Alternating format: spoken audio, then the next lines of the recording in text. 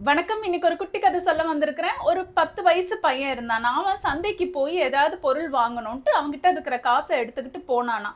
ஏன்னு தெரியலையாம், சந்தையில அவ்ளோ பொருள் இருந்துச்சாம். அவனுக்கு அந்த கேஸ் பலூன் தான் ரொம்ப பிடிச்சிருந்துச்சாம். அந்த கேஸ் பலூனுக்கும் அவனை ரொம்ப பிடிச்சு போயிடுச்சுங்களாம். சரின்னு இந்த பையன் அந்த கேஸ் பலூனை வாங்கிக்கிட்டு நேரா தன்னுடைய வீட்டுக்கு போனானா. வீட்டுக்கு போனோன்னே தன்னுடைய அறையிலேயே வச்சு அந்த கேஸ் பலூனை வெளியே விடாம விளையாடிக்கிட்டே இருந்தானா. ரொம்ப சந்தோஷப்பட்டானா அந்த கேஸ் பலூனால அவன். இது கொஞ்ச நாட்கள் நடந்துக்கிட்டே இருந்துச்சாம். கொஞ்ச நாள் போன உடனே இந்த கேஸ் பலூனை அவன் விளையாடுறத நிறுத்திட்டானா.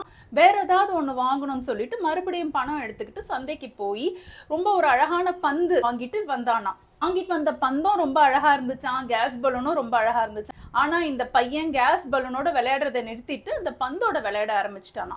இந்த பையனுக்கு என்ன எண்ணம்னா, இந்த கேஸ் பலூனை தினமும் பார்த்து பார்த்து சலிச்சு போயிடுச்சு.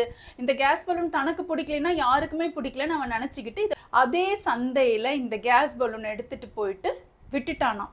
கேஸ் பலூன் ரொம்ப அழுக தாளாம அழுதுகிட்டே மேல பறந்துச்சான்.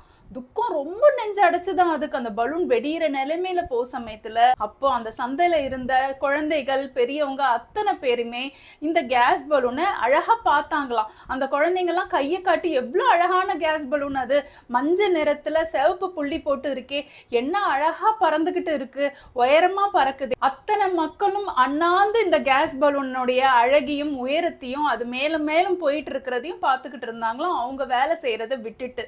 இதை பார்த்து அந்த பையன் ரொம்ப மனக்கவலைப்பட்டானா. ஐயோ, இவ்வளோ அழகான ஒரு கேஸ் பலூனை நம்ம விட்டுட்டோமே, அது பாட்டு பறந்துகிட்டே இருக்கேன்ட்டு.